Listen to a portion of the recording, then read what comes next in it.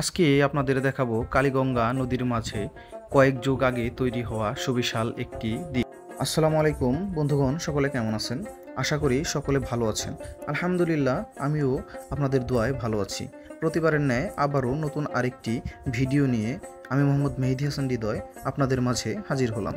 আজকে আপনাদের নতুন একটি জায়গার সাথে পরিচয় করিয়ে দেব।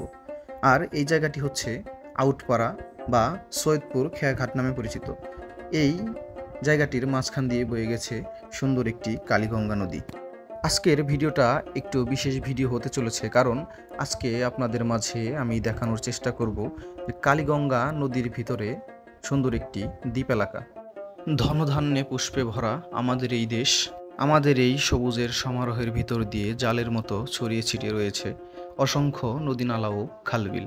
বিশেষ করে আমাদের মানিকগঞ্জের বুকে বয়ে গিয়েছে অসংখ্য নদী, যেমন পদ্মা, যমুনা, ধলেশ্বরী, ইছামতি, কালীগঙ্গা সহ আরও অসংখ্য নদীনালা। আপনারা এর আগে পদ্মা বা যমুনার বুকে জেগে ওঠা দ্বীপ বা চর দেখেছেন, আর আজকের এই ভিডিওতে আপনাদের দেখাবো কালীগঙ্গা নদীর বুকের ভিতরে সুন্দর একটি দ্বীপ এলাকা। আর এটাকে আমি দ্বীপ এলাকা এই জন্যই বলবো, এই এলাকাটির চারপাশে রয়েছে কালীগঙ্গা নদী।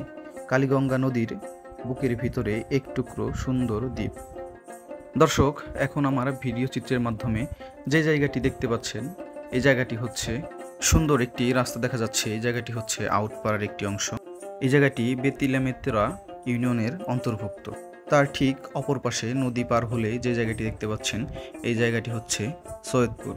এই জায়গাটি আবার উটাইল ইউনিয়নাধীন একটি এলাকা, আর এই এলাকাটি হচ্ছে দ্বীপ এলাকা।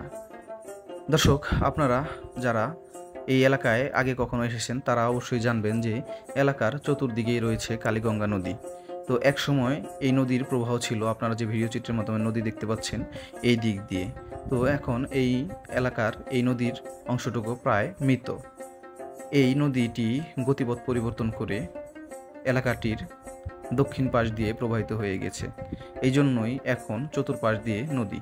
আগে যে দিক দিয়ে গতিপথ ছিল, ওই গতিপথ পরিবর্তন হয়ে নদী অন্য দিক দিয়ে প্রবাহিত হওয়ার কারণে এই পাশ দিয়ে নদী গিয়ে ওই পাশের নতুন প্রবাহের সাথে মিলিত হয়েছে। গতিপথ পরিবর্তন হওয়ার কারণে এই এলাকাটি এখন দ্বীপে পরিণত হয়েছে। আগে যোগাযোগের মাধ্যম ছিল, একটা রাস্তা ছিল, সরাসরি পুটাইল গ্রামে সেই রাস্তার মধ্য দিয়ে যাওয়া যেত। কিন্তু এখন গতিপথ পরিবর্তন হওয়ার কারণে এলাকাটি দ্বীপে পরিণত হয়েছে। নতুন করে রাস্তা বাঁধার কাজ চলতেছে, মোটামুটি কাজটি প্রায় শেষ হয়ে গেছে। আমি পরবর্তী আরেকটি ভিডিওর মাধ্যমে এই পুরো এলাকাটি আপনাদের ঘুরে ঘুরে দেখাবো। এলাকা সম্পর্কে যাবতীয় তথ্যাদি পরবর্তী ভিডিওর মাধ্যমে আপনাদের কাছে উপস্থাপন করব, এবং আপনারা যদি কেউ এই জায়গাটিতে ঘুরতে যেতে চান, কিভাবে যেতে হবে সব কিছু পরবর্তী ভিডিওর মাধ্যমে আপনাদের মাঝে উপস্থিত করব। আশা করি আমার ভিডিওটি আপনাদের ভালো লাগবে। দর্শক, আপনারা এখন যে জায়গাটি দেখতে পাচ্ছেন এটা হচ্ছে বেতিলামেত্রা ইউনিয়নের একটি সুন্দর এলাকা। এলাকাটির নাম হচ্ছে আউটপাড়া, আপনারা দেখতেই পাচ্ছেন।